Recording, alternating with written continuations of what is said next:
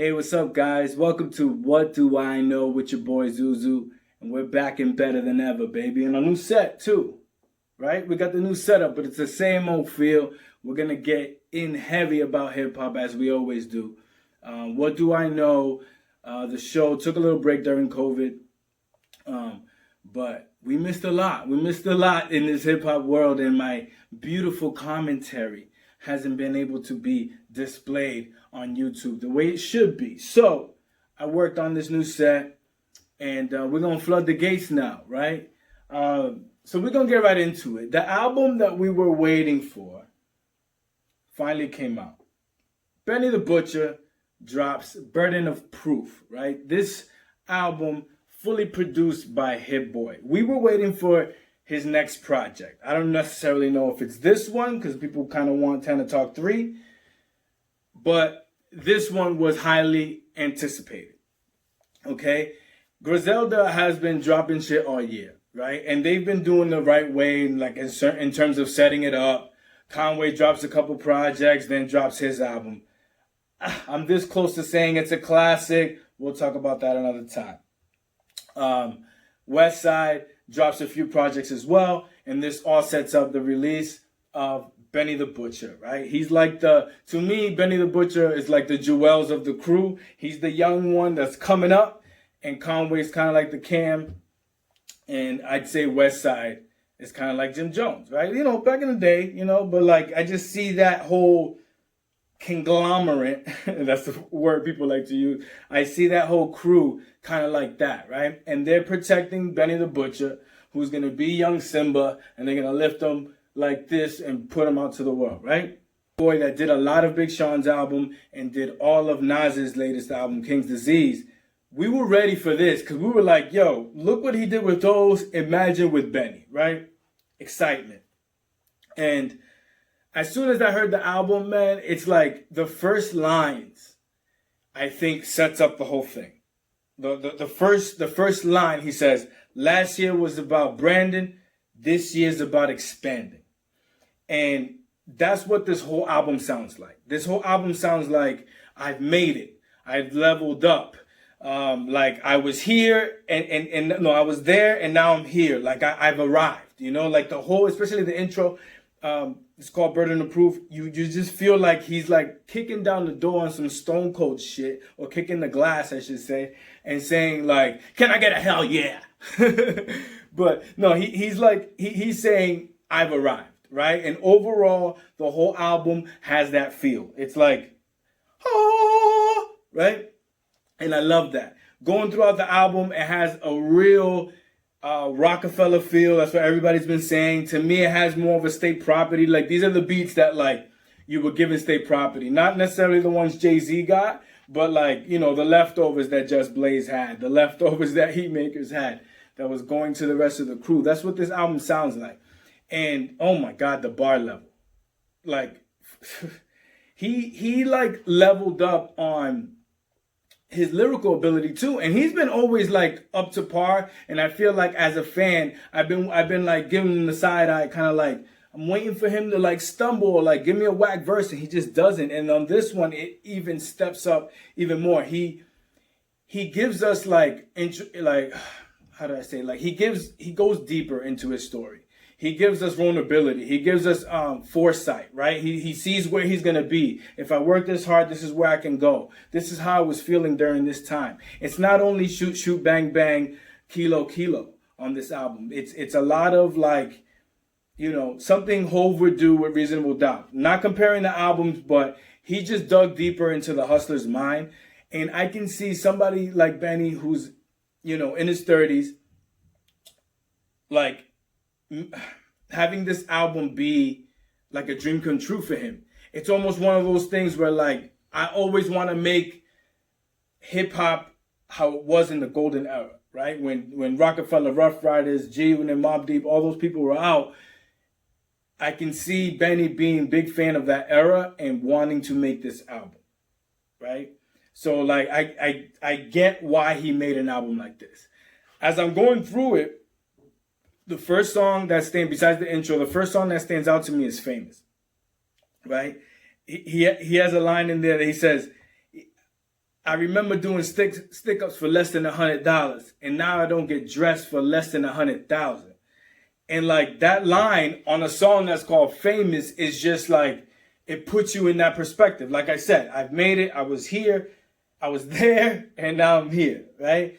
And in the song, he says, I got all this shit, but I don't feel like I'm famous. And it's crazy because he is in that weird position where like, all right, are we going by who sells the most or who got the most skills? You know, when we're talking about the top rappers. So he's in that like, yeah, everybody respects me, but I ain't selling records like I should be, right? I don't really feel famous. I got the money like I'm famous, but I don't. So they're still in that gray area of like popping off. And it's good that Benny does that though, because he leaves room to grow. He leaves room to like continue to itch for that fame that he's talking about, if he wants that. Going down the album, he has a song called Timeless with Lil Wayne and Big Sean. Lil Wayne. Everybody knows I'm a Weezy stan, but Lil Wayne gave us one of the verses, like, okay, he gave us a crazy verse. He knew he was on the track with Benny, okay? He gave us a dope verse, and Big Sean also did his thing. You know, I'm one of those people that's very critical of Big Sean because sometimes he'll come on a song and annoy the fuck out of me and mess up the song. But he doesn't annoy me on this one, and he kills it, right? There's just bars galore. I like when Benny says, like, I came a long way from the Timex Classic. He knows how to describe things that put you back in that era. Like, if you're in your 30s, you just know what was happening in that era. And the fact that he can just call back to that all the time is like, very impressive. So throughout the album, there's just more of this, like, timeless, hence the name, feel. This, I've made it feel, this triumphant type of music. Over the Limit with Dom Kennedy. That's one of my favorites. That one gives you a real Dipset feel. Miami Vice type vibe. War Paint with the Crew. Conway? Yo, what he said? I don't step on the crack like I'm super. Come on, Conway. So just going through the album, like I said, you get that feel. What I think he should really like hone in on with this one is visuals. He knows how to describe, like I said, he knows how to call back. He knows how to remember those things that were happening at that time very well. So he's very believable. You believe everything he's saying. And I think that adds to what he's doing. I think the visuals will be able to bring it to another level. I think if he can make, I've said this on a previous podcast, if he can make some movie type videos, just longer videos, that just get into these records and paint the picture that he's painting on the records, I think it'll bring this album further. I think it'll stretch it out into next year if he can do that. I know it's tough with COVID trying to get everybody together, but I think he needs to pull off the visuals. The only thing I wish, well, there's two things I wish. One thing is, I wish we got like just one beat out of the 12 that gave me some new feel with Hit Boy. Because Hit Boy has done so many records. His versatility is like so wide that I wish we would have gotten like just a different bop, just something not necessarily trap, but just something new with a new feel, not so nostalgic, not only in that feel, but maybe something a little bit more upbeat. Just one beat, just one, and replace one of the songs. And I would have changed the order a little bit. If he would have like put War Paint up top, maybe bring down like a what was that one that people like? Fuck, now I can't remember the name. Now is right with Hit Boy. He gave us the album that was introspective, right? The album that was like gave us heartfelt, even though it was still hard. It was really heartfelt to me, you know, like he's getting into the psyche of a hustler. He says he's gonna drop Plugs I Met 2, and supposedly that one's supposed to be fully produced by Harry Fraud. I can see that one being like, you know, previous Griselda hard beats. But there's rumored he has a Drake song, right? I'm pretty sure he has a whole verse by now. I saved that for the label album, right? So like the anticipation is gonna build. Everybody wants that Drake record, but he's gonna wait. Why would you put it out now? I would wait. I think overall it's a really, really, really good album. Like I said, one bop or two. and just change the order a little bit is all I would do. And I hope we get more videos. I think that would bring this album to another level. But again, what do I know? I don't know a goddamn thing. You feel me? And the next thing I want to talk about is Busta versus T.I., okay, on the verses. So Swizz Beatz starts mentioning that versus season 2, I like the way they do that. They took a little break. Season 2 is about to start, right? So now everybody starts, you know, kind of speculating. Missy versus Lil' Kim, and Jay-Z versus, Jay-Z's never going to do it. Pharrell versus Kanye, right? Everybody starts going crazy. I do it too, so not even getting mad. But Busta goes on a live with Fat Joe and calls out T.I., right? And I'm like, Busta and T.I. So I start immediately, I'm like, 20 tracks. I'm like, I think T.I. got it. Immediately, I'm like, I think T.I. got it. And I went based on better albums, right? I think T.I. has more solid albums than Busta. Busta has 2 that'll knock off any of T.I.'s album, but T.I. just has a little more. So I'm like, then I went and opened up my title. Now, granted, Busta was my first favorite rapper ever, right? Because when they came out with Woo-Ha, right? When that song dropped, I remember to this day, Hype Williams' video, before Woo-Ha starts, there's another song. And it says, I make sure everything remains raw.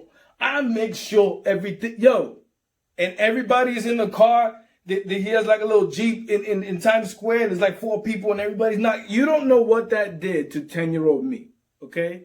That, Woo-Ha was the dope song, but that little part of the video, I'm like, why'd they do that? What song is that? Why'd they cut it off? Like, people used to always do that at the end of the video. So for him to do it in the beginning was a little bit different. Busta was my favorite in the beginning. So I opened up Tidal and I start going through some of his tracks. Give me some more. Break Your Neck. Pastor Gavassier. And I'm like, I'm playing and I'm like, oh my God. Busta has so many fucking moments, right? In hip hop. He has big moments. So I'm like, what the hell was I thinking? Right? So then I go to T.I. shit. And I'm Swagger Like Us, Rubber Band Man, 24s, You Don't Know Me, you name them. And these are huge bangers too. But I think, so I posted online. And everybody's like, Busta, easy. I'm like, whoa. Are we going that fast? We're not even going to talk about it? But they're right. Busta is going to win. But I just don't think he's going to mop the floor with T.I. I don't think it's that landslide. What I think happens with Busta, though, is I think he gets a little bit of that Swizz Beatz treatment where his beats knock so much that you want to get up off your seat. You want to fucking party. You're like, don't this shit make a nigga wanna jump. Don't this shit make a nigga wanna jump. Come on now. If that what is he gonna play? Bring him out? Nah, you can't do that. So I understand. He got the victory verse too. Like Busta got a lot. I understand. I think T.I.'s albums connected with people in a different way and over time. I think Busta has those moments because we partied with Busta. We were always in the club drunk. Like, we had good times with Busta. We never really had sad times or bad times with Busta. So we remember him like on top. You know what I'm saying? Like always just going crazy. So I agree. Busta wins. But it's just not going to be a crazy landslide. And what I did notice is and I think it's going to continue is T.I. just dropped the album. Busta's about to drop out. So it's like he's calling out T.I. for a reason. They want to use this as a marketing tool. They saw what Brandy and Monica did, right, after theirs. I think this is going to be a marketing tool. A lot of older acts want to drop albums in today's world, but they want the numbers to do well. So you do a versus a couple days or maybe a week before your new album comes out, get the numbers up, maybe premiere a new song. I love when they're doing the premiere of the new song. I don't know why people were hating on that. Play something new. Yeah, we want to hear that. Like, I'm not saying part of the 20, after the 20, you can play something new, right? But I think this is going to become part of a rollout. I think it's a good thing because then It emphasizes, that's not the word I'm looking for. It entices. What the fuck? It entices artists to do the verses for free because they're getting all the all the eyes and all the plays on the back end. So I can see that happening more. One thing I think they should implement though is to figure out a way that once they announce the people that are going, like have like some type of voting system to get the fans involved, get the people involved, where maybe they vote for one track that absolutely has to get played, and it's like, oh, the people said you have to play this track first. Maybe it could be everybody votes for the first song or everybody votes for the last song. Just get the people involved, and then like you can kind of say, hey, this one was the people's choice, blah, blah, blah.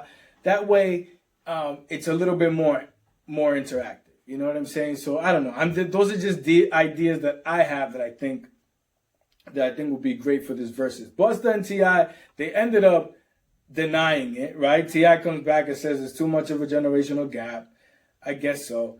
And then Jeezy steps in the ring, and now they're talking about Jeezy and T.I. If that happens, I'll come back and we'll break that down. I'm not gonna do that right now. Jeezy and T.I. would be fire though. It would be fire. And this is a segment that I like to call Lucy's. Lucy, te quiero mucho, muchachita, Lucy. Anyways, this is the segment that I like to talk about singles that have come out, Lucy's that people have put out from my favorite artists, and we're going to say yay or nay, okay? We're going to critique these, and we're going to talk a little bit about them, right? So, numero uno on Lucy on this week is St. John. St. John dropped a song called Gorgeous. I like this one. It has a real fast bop. He's rapping a little more. It seems like he's gearing up for his next rollout, his next collection, I think he likes to call them. Because his song Roses blew up when I think the guy was Turkish. A DJ remixed it and it blew up, right? So now Roses is all over the map. He puts Future on it. And now this is the next wave. Gorgeous. I'm going to give it a yay. It's a real dope song. I just think it's going to be a little bit of a slow burn. All right. Next one is Danny Lay. I want to call her Danny Lee so bad. I don't know why. Danny Lee. Danny Lay drops Monique. And the song is like, it's a dope bop, but is it a hit? I don't think so. We're going to have to wait on that. But what I noticed about her is that she gives us a lot of good cuts, but she usually needs a feature. Like for her to carry out a whole track, not that she can't, but usually the first part of the song is what it is, and then the second part is kind of like, I don't know, experimenting. Next one, Meg Thee Stallion, Don't Stop. This one came out a couple weeks ago with a video. We all love the video. This one's featuring Young Thug. I'm curious about this one after WAP, because WAP is still kind of killing the charts, right? And Don't Stop is like, it's not bad, but it's more like, why? Like, why did she even, for what? Like, I don't know, the song came and went. The video, like I said, was dope, but I don't think the song charted. It just, why, right? But then I started thinking about it. The new age artist, man, like, she might be doing the baby formula. The baby don't stop. The baby keeps shooting, right? Stay low, keep firing. So she might be doing that. Like, I don't leave any room for anybody else to get in. So I respect it. I just don't like the song. My boy Russ, he dropped 2 songs.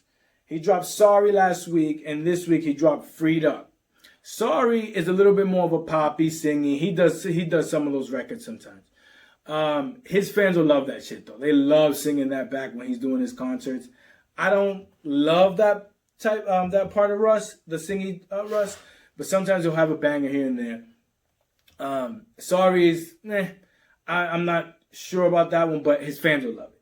The next one though, called Freed Up, I really like that one. He's really rapping, he's singing on the hook, but he's rapping his ass off, talking about him being freed up from his label. It's really interesting what he's doing, because I think he signed with Capitol years ago for them to do distribution for him, and now he's off it, and he's dropping singles like crazy, hoping one of these pop, because he'll get a lot of money if one of these pop. The last one is Sweetie. So weedy. Yo, she's growing on me. Sweetie featuring Janae Aiko, back to the streets. These ladies might have like a lady anthem on this one, right? Like I think it's a real dope vibe. It sounds like a Janae Aiko record.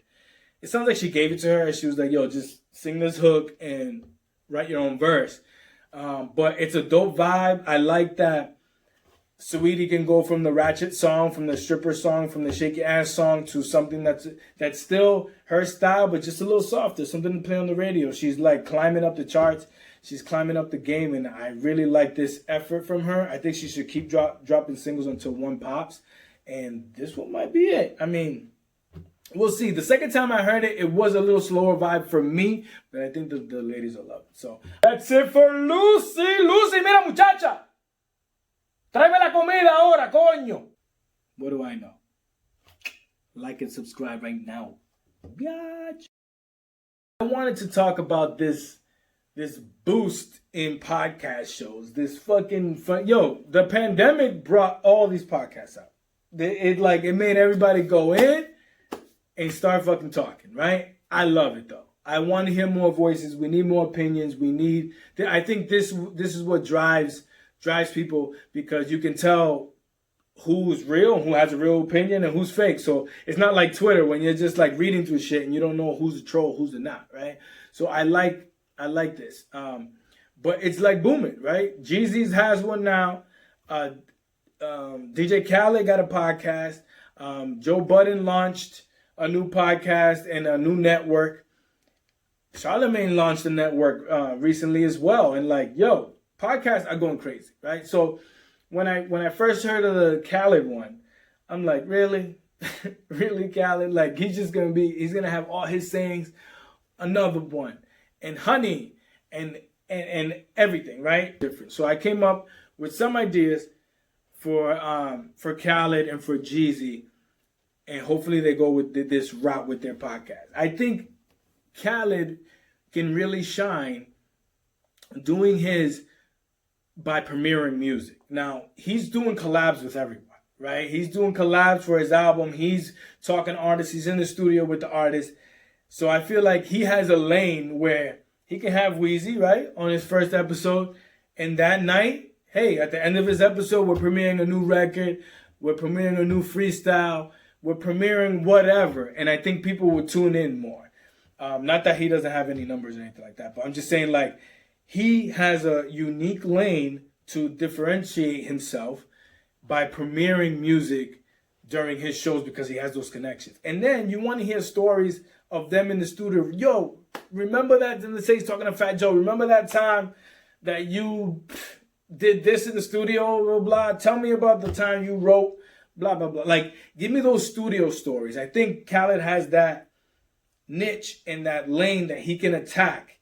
He can premiere music, like I said, and he can just give us a lot of those studio stories. And his podcast would boom. And like, he could just do favors for people. It'll just be genius for Khaled. I hope it's really successful. I hope I'm on it one day.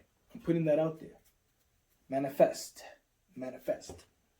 And Jeezy's like leveling up, right? He's turning into Mr. GQ with the suit, new fiance, who's also in TV. So I see that move, Jeezy, you know, like, yo, can you get me a TV show? So he gets a TV show, and I don't know what it's about. It just says like a talk with Jay, a conversation with Jay or something like that. And I immediately thought, I hope this is like a male version of like the Red Table Talk. People that have done time, have gone through the system, come and change their lives and come tell the story. I feel like Jeezy has that connection with the streets and with trying to change his life, so he can get a lot of people to talk about how they changed theirs and just tell street stories. You know, don't get incriminated, don't incriminate anybody, but I think there's a level of motivation that Jeezy can put through the show and call it Black Table something. I think that'll be perfect for him. That'll be a perfect lane. He can just have these conversations, because Jeezy talking about the streets is on brand. And I think that will take these things pew, pew, pew through the roof. Yo, podcasts are blowing up. What Do I Know is a podcast, but it's a little bit more than that. I like to think of What Do I Know as a show. So, welcome to What Do I Know with Zuzu. Make sure you like and subscribe right under this video for more hip hop commentary.